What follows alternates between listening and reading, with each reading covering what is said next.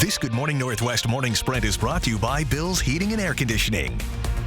It is 6:53, time to get you ready to take on your Tuesday in the Morning Sprint. Allison Martinez is in for Mark this morning, talking about some dense fog in our area. Sydney Charles has the latest details on a fiery crash in New York and why it spurred a terrorism investigation.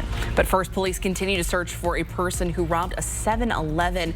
Police say they were called to the 7-Eleven on 13th and Grand on the South Hill around 2:30 yesterday afternoon. They say two men robbed the store and then ran. Police swarmed the area and say they caught one person. It's not clear if he's facing any charges, and they wouldn't say whether the men were armed. No one was hurt. Breaking news from South Korea, where an attacker stabbed opposition leader Lee Jae-myung in the neck as he visited the city of Busan today. Live stream footage shows the attacker lunging at Lee as he toured the site of a proposed airport. He collapsed among a group of supporters and reporters. Doctors say Lee suffered suspected damage to his jugular vein but is conscious in the hospital. A Japan Airlines plane carrying hundreds of passengers burst into flames on landing at Tokyo's Haneda Airport today. It collided with another aircraft involved in an earthquake relief effort. The airline says everyone got off the plane safely. The captain of the Coast Guard plane escaped but is injured, and all 5 crew members on that Coast Guard plane have now been found dead. This morning, a joint terrorism task force, including the FBI, are now investigating if a fiery crash outside a New Year's concert in upstate New York was tied to terrorism. This dash camera video capturing the moment a Ford Expedition plowed into another car in Rochester, sparking a fire. At least 2 people are dead and several others are injured. The SUV's driver also hospitalized with life-threatening injuries. Police say at least a dozen gasoline canisters were found in and around that crumpled SUV, prompting terrorism concerns. Authorities are now investigating if a larger attack may have been avoided. We are tracking fog and low clouds this morning. We do have a weather advisory in place for that fog, though we're seeing most significant fog from Colville to Bonners Ferry and down Pomeroy and Lewiston. Everywhere else, we're just seeing some low clouds for now.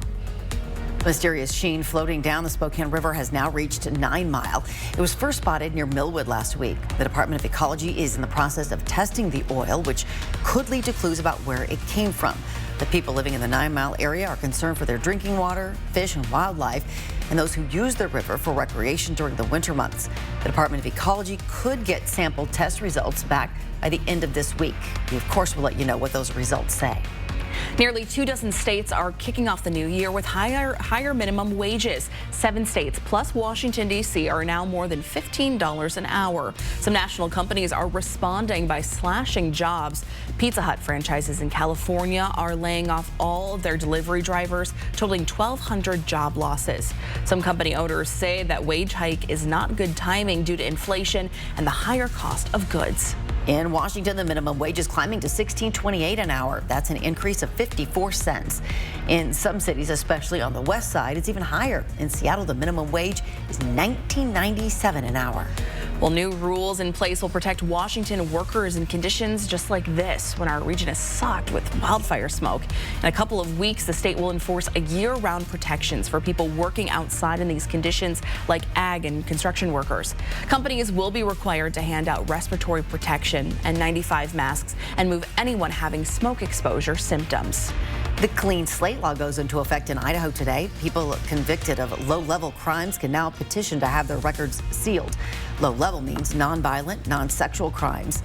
To be eligible, people must have avoided arrest in Idaho in the last 5 years. We have a consumer alert for you this morning. A warning for parents giving their children a certain baby formula. You see this formula here on your screen.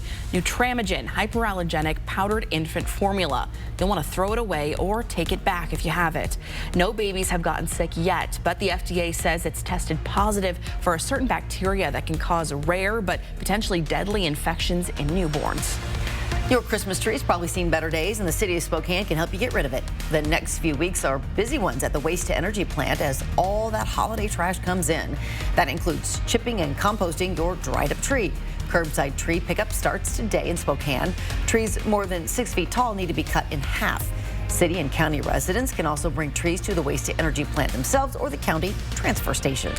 Someone will be kicking off the new year as a multimillionaire. A single ticket in Michigan matched all of the numbers of Monday night's drawing, worth $842 million. It's the 10th largest U.S. lottery jackpot ever won. We'll have a final check of the weather coming up right after this.